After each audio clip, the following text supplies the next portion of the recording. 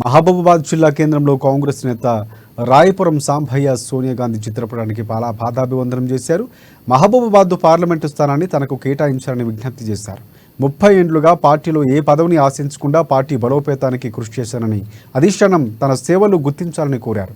ఏకలవ్య సామాజిక వర్గానికి చెందిన తనకు లోక్సభ టికెట్ ఇచ్చి తమకు న్యాయం చేయాలని విజ్ఞప్తి చేశారు.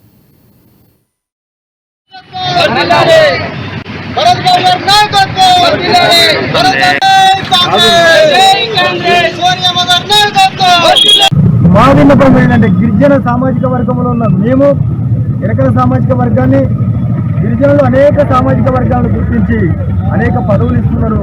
వారి యొక్క ఆత్మగౌరవాన్ని కాపాడుతున్నారు. వారికి ఆర్థికంగా రాజకీయంగా అభివృద్ధి చేయడానికి కాంగ్రెస్ పార్టీ దోహదం చేస్తుంది. కాబట్టి మా విన్నపాన్ని కూడా గతంలో అసెంబ్లీ ఎన్నికలలో కూడా నేను కాంగ్రెస్ పార్టీ ఇచ్చిన 6 గ్యారెంటీ పథకాలను ప్రతి ఇంటికి తీసుకెళ్లి కాంగ్రెస్ పార్టీ గెలవడానికి ఉమ్మడి వరంగల్ జిల్లాలో 18% ఓటింగ్ ఉంటే ఇలా 38 నుంచి 40% ఓటింగ్ వచ్చి 10 సీట్లు గెలవడానికి ఉపయోగపడ్డ రాయపురం సాంబయ్య కరుడు కట్టిన తీవ్రవాది కాంగ్రెస్ పార్టీ తీవ్రవాది.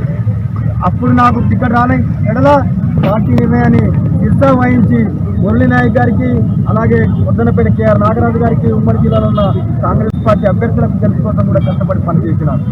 నాకు టికెట్ రాలేదని ఏదో మూలన వేసుకొని ఇట్లా పండుకోలేదు.